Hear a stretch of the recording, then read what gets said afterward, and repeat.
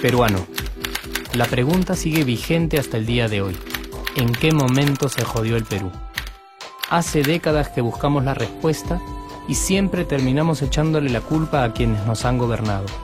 Es más fácil decir que nuestro Perú se hundió por la reforma agraria de Velasco, porque el arquitecto no le dio importancia al terrorismo, por culpa del primer gobierno de Alan y su tren cargado de inflación e inoperancia económica, por culpa del autogolpe, los Vladivideos y la corrupción en el gobierno Fujimori, por culpa de los whiskies y la hora cabana, por culpa de la mayoría de la clase política que gobernó y gobierna el Perú y que sigue viviendo en el escándalo y en la corrupción.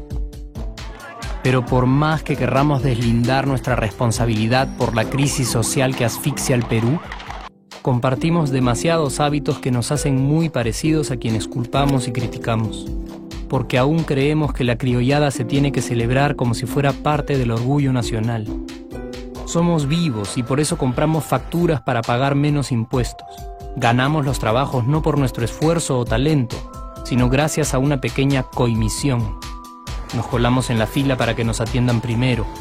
Aceleramos en ámbar y nos pasamos la luz roja, porque así llegamos más rápido. Somos tan vivos que si no encontramos estacionamiento, nos ponemos en el espacio azul reservado para las personas con discapacidad.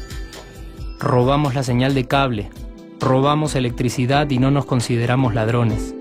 Reclamamos que haya justicia y se acabe la corrupción, pero le pagamos 5 soles a un policía para que no nos ponga papeleta o al juez para que abogue por nuestra causa. Jamás le damos el pase a un transeúnte en el cruce peatonal porque en el Perú, si no eres vivo, no eres nadie. Pero si somos tan vivos, ¿por qué le tocamos bocina al semáforo en rojo, como si este fuera a escuchar nuestra ansiedad? ¿Por qué tiramos la basura en la calle, como si la ciudad perteneciera a cualquiera menos a nosotros? ¿Por qué nos quedamos callados y no protestamos cuando el chofer de la combi no deja de cometer imprudencias? ¿Por qué estamos tan interesados en saber qué vedette trampea con qué jugador, en vez de conocer algo sobre nuestra historia, nuestra economía, nuestra literatura, o al menos saber cuáles son nuestros derechos más elementales? ¿Por qué sentimos que se nos hace un favor cuando un empleado del Estado nos atiende? ¿Por qué dejamos que un panetón sea el mejor argumento de un político para llevarse nuestro voto? ¿Por qué cuando alguien hace algo bien, decimos que parece hecho en el extranjero, como si eso fuese más meritorio? ¿Por qué no nos sentimos orgullosos de nuestra diversidad cultural? ¿Y por qué, si somos tan vivos, seguimos alimentando este círculo vicioso que no nos deja avanzar como sociedad y nación?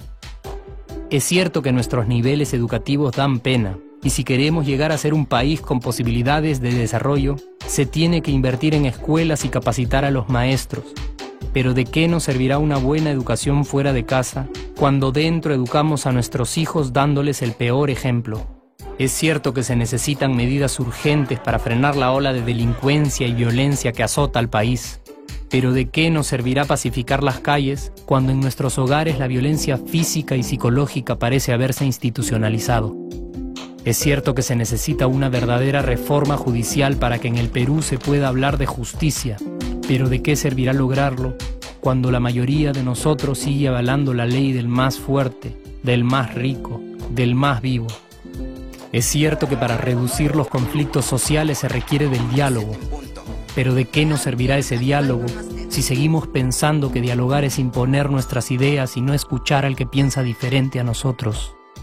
Es cierto que necesitamos mejores leyes de inclusión social y muchísimos más proyectos de integración, pero ¿de qué nos servirán estas leyes y proyectos si hasta el día de hoy la publicidad peruana define nuestros estratos socioeconómicos por el color de la piel y a nadie le parece raro? Si hasta el día de hoy seguimos avergonzándonos de nuestras diferencias o sintiéndonos superiores por estas mismas diferencias. Es cierto, es mucho más fácil echarle la culpa de absolutamente todo a nuestros gobernantes, pero la realidad es que el Perú se hunde en exacta proporción a esa viveza que alimentamos todos día tras día. Sí, somos nosotros la materia prima con la que se hace este país, y si no corregimos nuestros hábitos, si nuestra materia prima sigue adulterada, Cualquier producto que hagamos también saldrá adulterado. Y por más logros que obtengamos en nuestra economía, en los deportes, en las artes, en nuestra cocina, por más orgullosos que nos sintamos de nuestros representantes, de nuestra historia, de nuestras maravillas o de nuestra creatividad, si no cambiamos estos hábitos, seguiremos preguntándonos ¿en qué momento se jodió el Perú? Yo ya estoy harto de esa pregunta.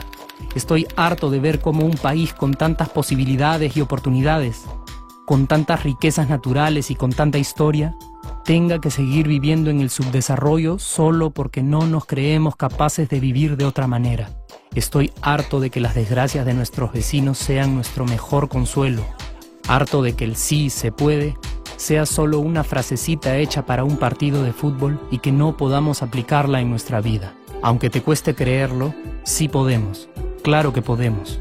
Pero depende de que tú y yo comencemos a trabajar en ello de una vez por todas.